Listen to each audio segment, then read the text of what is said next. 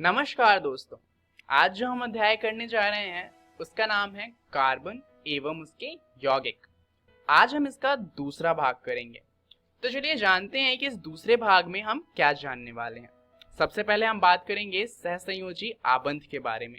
उसके बाद हम जानेंगे कार्बन की सर्वोत्तमुखी प्रकृति को, और उसके बाद हम बात करेंगे श्रृंखलाएं, शाखाएं एवं वलय क्या होते हैं।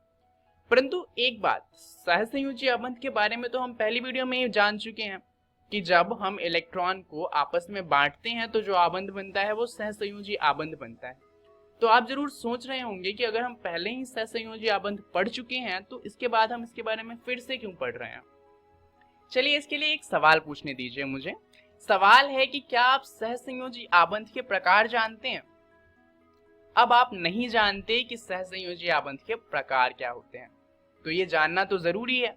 तो चलिए समझते हैं कि सहसंयोजी आबंध कितने प्रकार के होते हैं। दरअसल जो सहसंयोजी आबंध हैं वो इलेक्ट्रॉनों की संख्या के आधार पर 3 प्रकार के होते हैं। अब इलेक्ट्रॉनों की संख्या के आधार पर क्या मतलब है। हमने ये जाना था कि इलेक्ट्रॉन बांटने पे जो सहसंयोजी आबंध होता है वो बनता है। तो कितने इलेक्ट्रॉन बांटे गए हैं उसके आधार पर हम इन्हें अलग अलग भागों में बांटते हैं, और उसी के आधार पर ये 3 प्रकार के होते हैं। सबसे पहला है एकल बंध। नाम से ही समझ आ रहा है कि यहाँ पर सिर्फ एक इलेक्ट्रॉन बांटा जाएगा। इसके लिए हम उदाहरण लेते हैं हाइड्रोजन का। हाइड्रोजन में क्या होता है कि परमाणु क्रमांक होता है 1, क्योंकि उसके पास एक ही इलेक्ट्रॉन होता है, एक ही प्रोटॉन होता है और एक ही न्यूट्रॉन होता है। तो यहाँ पर उसका इलेक्ट्रॉनिक विन्यास भी हो जाएगा 1, क्योंकि उसके पास एक ही इलेक्ट्रॉन है तो एक ही डालेगा अपने बाहर वाले कोश में। अब यहाँ पर उसकी संयोजकता कितनी हो जाएगी, 2 आ सकते हैं इलेक्ट्रॉन और उसके पास एक इलेक्ट्रॉन पहले से है, तो 2 - 1 यानी कि 1। तो संयोजकता कितनी हो जाएगी, 1। तो यहाँ पर उसे एक इलेक्ट्रॉन और चाहिए।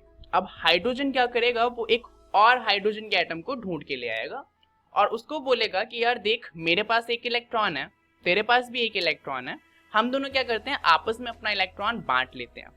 तो तेरे पास भी 2 इलेक्ट्रॉन हो जाएंगे और मेरे पास भी 2 इलेक्ट्रॉन हो जाएंगे।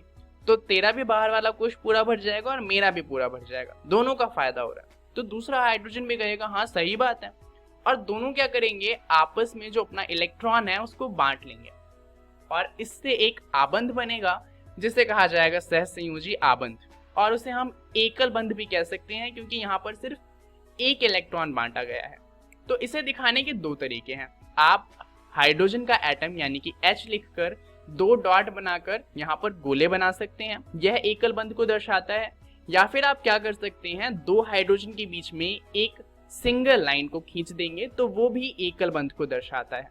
चलिए अब बात करते हैं दोहरे बंध की। तो दोहरे बंध का भी नाम से ही समझ में आता है कि यहाँ पर 2 इलेक्ट्रॉन जो होंगे वो बांटे जाएंगे। इसे समझने के लिए हम उदाहरण लेंगे ऑक्सीजन का।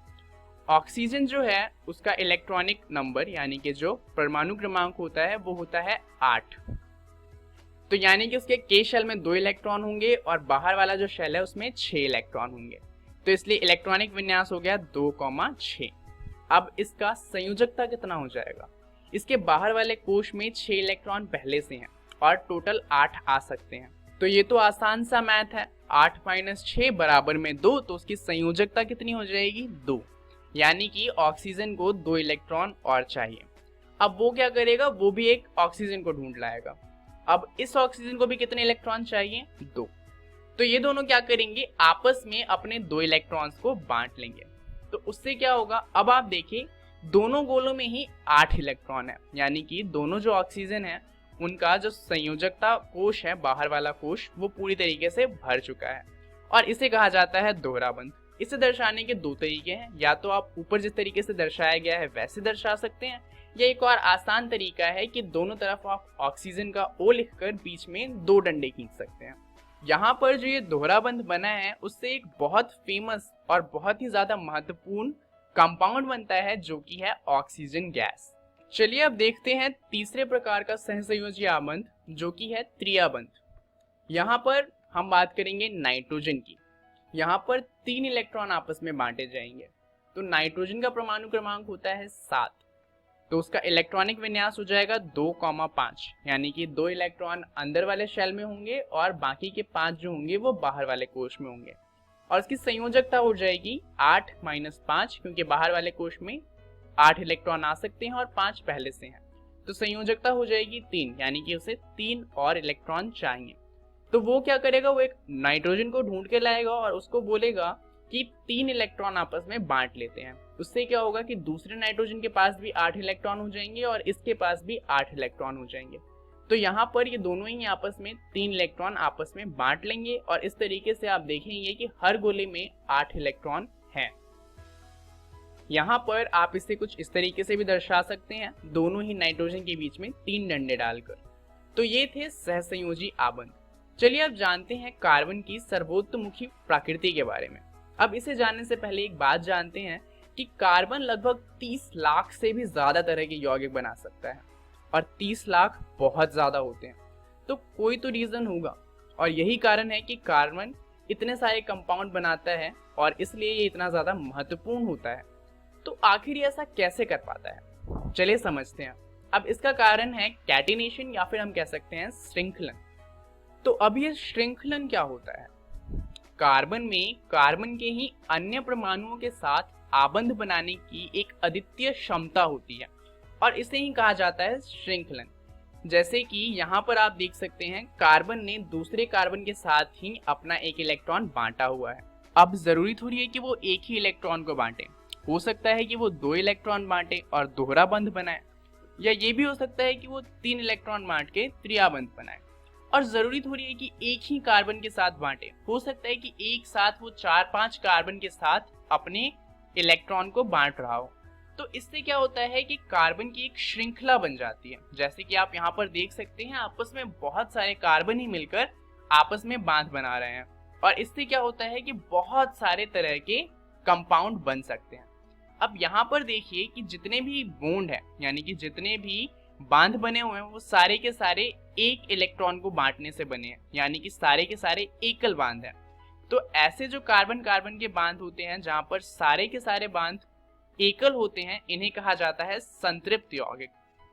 और ऐसे कंपाउंड जहां पर एक या एक से ज्यादा बांध दोहरे या फिर त्रियाबांध होते हैं, तो ऐसे कंपाउंड को कहा जाता है असंतृप्त यौगिक।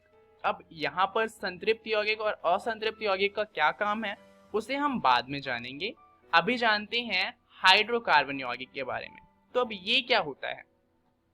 कार्बन एवं हाइड्रोजन के यौगिक को हाइड्रोकार्बन कहते हैं, यानी कि ऐसा कंपाउंड जिसके अंदर सिर्फ कार्बन हो और हाइड्रोजन हो उसे कहा जाएगा हाइड्रोकार्बन। जो हाइड्रोकार्बन एकल बांध से बनते हैं उन्हें कहा जाता है एल्केन। जैसे कि पहला कंपाउंड यहाँ पर एक कार्बन है और 4 हाइड्रोजन है, इसे कहा जाएगा मीथेन। दूसरे वाले में 2 कार्बन है और 6 हाइड्रोजन है, इसे हम इथेन कहते हैं। तीसरा वाला प्रोपेन है। अब जो हाइड्रोकार्बन दोहरे बंध बनाते हैं उन्हें कहा जाता है एल्कीन। अब यहाँ पर आप देख सकते हैं कि ऐसा नहीं है कि सारे के सारे बांध ही दोहरे हैं, यहाँ पर बस एक दोहरा बांध है। तो अगर ऐसा कोई हाइड्रोकार्बन है जिसमें एक भी दोहरा बांध होता है तो उसे हम कहते हैं एल्कीन। यहाँ पर जो कंपाउंड बना है उसे कहा जाएगा प्रोपीन। अब जो हाइड्रोकार्बन त्रियाबांध से बनते हैं, यानी कि उनके बीच में अगर एक भी त्रियाबांध होता है तो उसे कहा जाता है अल्काइन। जैसे कि यहाँ पर ये जो यौगिक है ये है प्रोपाइन। चलिए अब समझते हैं श्रृंखलाएं, शाखाएं एवं वलय को। तो यहाँ पर इनका क्या मतलब है, इसको जानने से पहले चलिए एक सवाल देखते हैं कि क्या हाइड्रोकार्बन की एक से ज्यादा संरचना हो सकती है। अब संरचना का मतलब है कि क्या एक ही हाइड्रोकार्बन को एक से ज्यादा तरीके से दिखाया जा सकता है। अब आप सोच रहे होंगे ऐसा कैसे पॉसिबल है। दरअसल ये पॉसिबल है, ऐसा हो सकता है। उदाहरण के लिए ये देखिए, यहाँ पर आप कार्बन और हाइड्रोजन की संख्या को गिनिए। अगर आप गिनेंगे तो आप पाएंगे यहाँ पर 4 कार्बन है और 10 हाइड्रोजन है। अब जरा इसे देखिए, यहाँ पर भी गिनिए कि कार्बन कितने हैं और हाइड्रोजन कितने हैं। थोड़ी अजीब बात है, परंतु यहाँ पर भी कार्बन 4 हैं और हाइड्रोजन 10 हैं। तो यहाँ पर ये जो दोनों कंपाउंड है वो बराबर हैं, उनमें अणुओं की संख्या भी बराबर है, परंतु इन्हें अलग अलग तरीके से दर्शाया गया है। तो इसे कहा जाता है समावयवता, जिसे हम इंग्लिश में कहते हैं आइसोमेरिज्म। चलिए देखते हैं कि इसकी डेफिनेशन क्या है। ऐसे यौगिक जिनके संगठन तथा अणु अवयव एक होते हुए भी उनके गुणों में विभिन्नता है, ऐसे यौगिकों को समावयवी कहते हैं, यानी कि आइसोमर कहा जाता है। और इस तथ्य का नाम समावयवता यानी कि आइसोमेरिज्म कहलाता है। तो यहाँ पर होता क्या है कि कार्बन की संख्या भी बराबर होती है, हाइड्रोजन की संख्या भी बराबर होती है, परंतु वो दर्शाए अलग तरीके से जाते हैं और उनके गुण अलग हो जाते हैं, क्योंकि वो दर्शाए अलग तरीके से जा रहे हैं। उदाहरण के लिए यहाँ पर आप देखेंगे कि श्रृंखलाएं हैं, यहाँ पर जितने भी कंपाउंड हैं सब में 4 कार्बन है, परंतु उन्हें अलग अलग तरीके से दर्शाया जा रहा है। इसे कहा जाएगा श्रृंखलाएं, बिकॉज यहाँ पर कार्बन की श्रृंखला बन रही है। उसी तरीके से शाखाएं बनती हैं, जैसे कि आप यहाँ पर देख सकते हैं नीचे कार्बन की श्रृंखला है, जहां पर एक कार्बन एक पेड़ की टहनी की तरह उससे बाहर निकल रहा है, तो इसे कहा जाएगा शाखाएं।